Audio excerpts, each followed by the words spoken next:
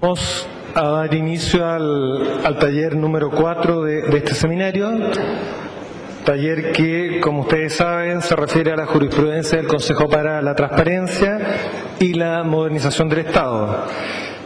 La actividad del Consejo en lo que es resolución de casos ha ido creciendo año a año. Ya tenemos un total de 2028 ingresos, 2028 casos, más del 90% son reclamaciones que tienen que ver con derecho de acceso a la información y el porcentaje restante tiene que ver con reclamos por infracción a los deberes de transparencia activa. El segundo año de funcionamiento del Consejo, vale decir el año 2010, tuvimos un crecimiento de un 26% de casos de ingresos, y en los meses que llevamos, si comparamos las cifras con el año 2010, vale decir el periodo de enero-marzo, tenemos un crecimiento de un 46% de ingresos. Por lo tanto, la verdad es que la actividad del Consejo se está viendo tensionada por los casos que están llegando. Y ya el Consejo ha dictado 1.771 decisiones, si contamos hasta el 31 de marzo. El primer año de funcionamiento casi salieron 300, el segundo año tuvimos un crecimiento exponencial de un 200%, llegamos prácticamente a 800 decisiones, y en lo que corre de este periodo hemos crecido un 23% con respecto al periodo inmediatamente anterior. Estas cifras reflejan que una de las competencias probablemente más visibles del Consejo, que es la de resolver casos, cuantitativamente va en incremento, y cualitativamente, bueno, también ha tenido que pronunciarse respecto de muchos temas. En este taller en concreto, considerando que la invitación de este seminario tiene que ver con la transparencia y la modernización del Estado, no hemos querido abordar toda la jurisprudencia del Consejo. Ustedes saben que hay 4 causales de secreto reserva y uno podría revisarlo por ahí, bueno, podría hacer muchos cruces. Lo que hoy día vamos a examinar, o la invitación que hicimos, fue a revisar cómo afectan las decisiones del Consejo para la transparencia a la modernización de la gestión pública, cómo están influyendo, qué señales le están entregando estas decisiones a la administración pública. Para conversar de eso hemos invitado a 4 profesores de Derecho Constitucional y Derecho Administrativo. De izquierda a derecha de ustedes, primero el profesor Tomás Vial de la Universidad Andrés Bello de la Universidad Diego Portales, el profesor Luis Cordero de la Universidad de Chile, el profesor Miguel Ángel Fernández de la Universidad Católica y la Universidad de los Andes, y el profesor Sebastián Soto de la Universidad Católica. Adicionalmente, hay que comentar que el profesor Vial es director de Proacceso, de una ONG que ve el tema de la transparencia de la perspectiva más ciudadana, y Sebastián Soto es el jefe de la División Jurídico-Legislativa del Ministerio de Secretaría General de la Presidencia. Los profesores Cordero y Fernández han trabajado tanto para el mundo público como para el mundo privado, así que tienen una visión matizada de lo que puede ser esta revisión, y la invitación, como les digo, es a revisar ese cruce, para lo cual nosotros les planteamos algunas decisiones que ha tomado el Consejo. Voy a mencionar solo algunos ejemplos en lo que tiene que ver con la relación entre el acceso a la información y la posibilidad de reservarla por estar en juego una decisión, vale decir, por invocar que la información pedida consista en deliberaciones previas. Tenemos decisiones como la que tuvo que ver con la entrega de un anteproyecto de ley, el anteproyecto de migraciones que tenía el Ministerio del Interior, o el plan de intervención de la legua. Tenemos decisiones sobre estudios, plenos reguladores, donde al revés el Consejo ha decidido proteger la información por entender que su revelación arriesgaría efectivamente fenómenos especulativos. Tenemos decisiones donde se han entregado borradores de documentos. También tenemos decisiones que tienen que ver con concursos públicos. El estándar de la transparencia a la que tienen derecho las personas que concursan a un cargo en la administración ha hecho que el Consejo tenga que pronunciarnos respecto de qué antecedentes tiene derecho a conocer tanto el mismo postulante respecto de sí como las demás personas respecto de los postulantes. También hay varias decisiones del Consejo que han tenido que abordar la distracción indebida y de revisar cuándo efectivamente se produce una distracción en términos tales que se configura una causal de secreto reserva. También ha tenido que pronunciarse el Consejo respecto de la relación entre la información que está en transparencia activa y la información que se está pidiendo, particularmente la entrega de bases de datos. tenemos varias en el caso del Servicio de Impuestos Internos. Se comentó también en el panel anterior por parte del Contralor la situación de las corporaciones y fundaciones de derecho privado que crea el sector público y cómo el Consejo ha adoptado una actitud más bien finalista, una especie de levantamiento del velo para aplicarle la ley de transparencia. Bueno, estos son solo algunos ejemplos. Nuestra idea es que en 15 minutos cada uno de nuestros expositores se refiere a estos temas. Después les vamos a dar una ronda de 5 minutos para que puedan redondear sus ideas y vamos también a responder después preguntas del público. Desde ya las asistentes van a estar circulando, así que si ustedes quieren hacer preguntas, por favor vayan entregándolas y así una vez que termine la última ronda, de inmediato empezamos a responder esas preguntas. Parte entonces don Sebastián Soto. Muchas gracias, Enrique, muchas gracias al Consejo por la invitación. En estos 15 minutos que, según sé, un árbitro aquí nos mostrará algunas tarjetas amarillas o rojas, así que tendremos que, con rigor, ceñirnos a él, quiero analizar algunos de los aspectos que, desde mi perspectiva, es interesante en la aplicación y en la ley misma de transparencia. Antes de eso,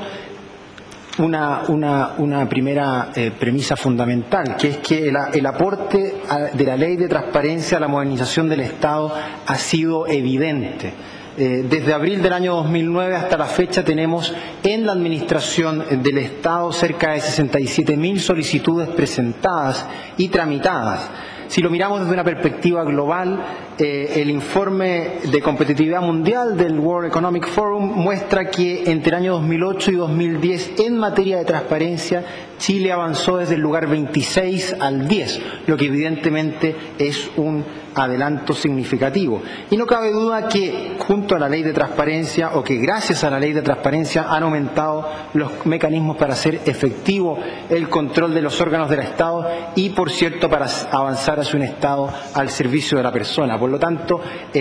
estas cifras, otras más, y la institucionalidad que se ha creado nos permiten concluir que ha sido un evidente avance en la línea de la modernización. Si es que brevemente corresponde centrarse en la ley misma, creo que la ley de transparencia tiene un aspecto muy interesante desde la perspectiva institucional y desde la perspectiva de la modernización del Estado. Y es el diseño institucional, el Consejo para la Transparencia, que es evidentemente una mirada institucional mucho más moderna a los tradicionales servicios públicos que han sido creados en Chile desde hace décadas, si los comparamos, por ejemplo, con otros servicios públicos con atribuciones similares, atribuciones potestativas similares como las superintendencias u otros. ¿Por qué? En primer lugar, porque es un órgano directivo colegiado, al estilo de un directorio que opera deliberando colegiadamente, y no es un órgano, no es un servicio público, no es un órgano administrativo cuya órgano directivo es unipersonal como es tradicionalmente en nuestros servicios. Además, es un órgano que tiene interesantes espacios de independencia y autonomía, tanto por su nombramiento como por el ejercicio de sus potestades, y no me voy a detener en eso porque todos lo sabemos. Adicionalmente, es un órgano que se rige su personal por el Código del Trabajo y sus directivos son nominados tras un concurso público a cargo del Servicio Civil y también del Consejo para la Transparencia. Estos y otros elementos, creo yo, introducen de un modo más armónico a nuestro derecho administrativo en Chile una lógica que creo debe irse considerando para futuros servicios públicos de este estilo. Órganos colegiados, deliberación colegiada, cierta autonomía y un estatuto de personal más flexible. Ese es, a mi juicio, un primer avance, un primer modelo interesante desde la perspectiva del derecho administrativo que nos deja ver la ley de transparencia. Pero si nos centramos ahora en los aspectos más importantes de la aplicación de esta ley y de las decisiones del Consejo a que Enrique hacía referencia, a mí me gustaría tocar tres aspectos que desde la perspectiva del Gobierno central son temas que han sido internamente debatidos, ha habido